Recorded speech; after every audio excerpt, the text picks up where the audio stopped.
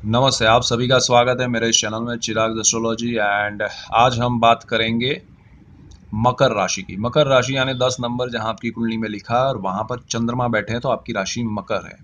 मैं moon sign की बात कर रहा हूं। तो आपकी राशि से 12वें स्थान में जहां पर 9 नंबर लिखा है वहां शनि महाराज 26 जनवरी 2017 को आ रहे हैं वृश्चिक राशि से धनु में। तो 12वां स्थान जो है वो व्यय का, मोक्ष का और विदेश का स्थान है। तो इन सारी चीज़ों से रिलेटेड आपकी लाइफ में बहुत सारे चेंजेस आएंगे। अगर आप कुछ खर्च कर रहे हैं तो वो शनि के हिसाब से स्लो करिएगा। कोई प्लान कर रहे हैं खर्च करने का, इन्वेस्टमेंट करने का, तो धीरे धीरे से जाइएगा, स्पीड में मत भागिएगा। दूसरा, अगर आपका विदेश का कोई प्लान है और शनि आपकी कुंडली में उच्च का है या अच्छा है और या वो 9वें स्थान में या 11वें स्थान में बैठा है या उस स्थान को देख रहा है, जन्म का कुंडली में शनि और ये गोचर का शनि है, तो वो दोनों का कॉम्बिनेशन प्रॉपर रहेगा तो आपको विदेश का भी अच्छा मौका मिल सकता है। और दूसरा, आपके पास जो चीज़ें आएंगी वो मोक्ष, यानी ज़रूरी नहीं है कि मोक्ष मिल जाए आपको, लेकिन आप थोड़ा अध्यात्म से रिलेट कर पाएंगे अपने आप को। वो सारी बातें आपके सामने आएंगे, ऐसे लोग आपको मिलेंगे, ऐसी चीज़ें आपके पढ़ने में आएंगी, सब चीज़ें आपके सामने उस तरह की आप उसमें रुचि भी दिखाएंगे। तो वो सब आपकी एक स्पिरिचुअलिटी बढ़ जाएगी, आपका नज़रिया बदलेगा, उसमें एक शुरुआत होगी नहीं।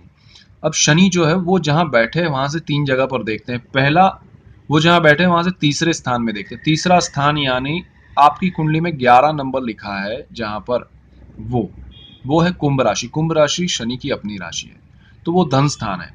तो शनि वैसे जहाँ देखते हैं वो थोड़ा नेगेटिव इफेक्ट बोला जाता है, लेकिन मैंने जो एक्सपीरियंस किया है कि ये 11 नंबर जो है शनि की अपनी खुद की राशि है, तो वहां पर वो धन संचय करवाएंगे आपसे, अच्छा रिजल्ट्स देंगे।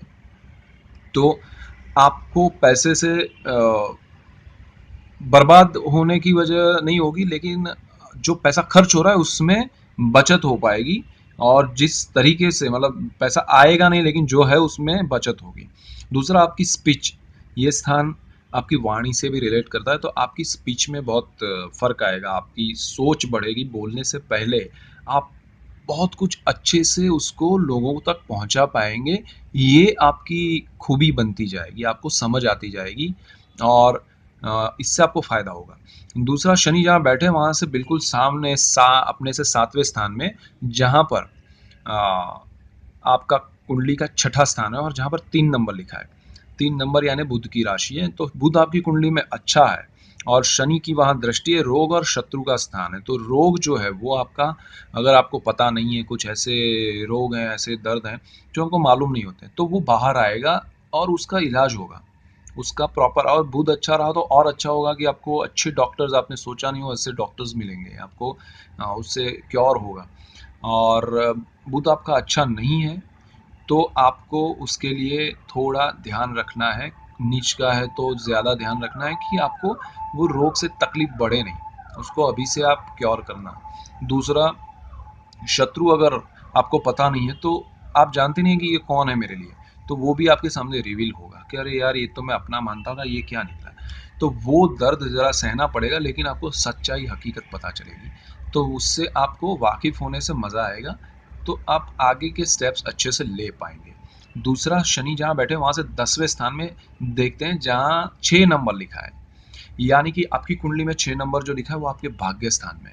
तो आपका भाग्य स्थान अगर बुध अच्छा रहा, बुध उच्च का रहा, बुध शनि के कनेक्शन में कहीं है, दृष्टि में है, तो वो आपका भाग्य योग करेगा और आपको बहुत अच्छा फल देगा। और जिनकी शनि की महादशा चल रही है उनको बहुत फायदा होगा।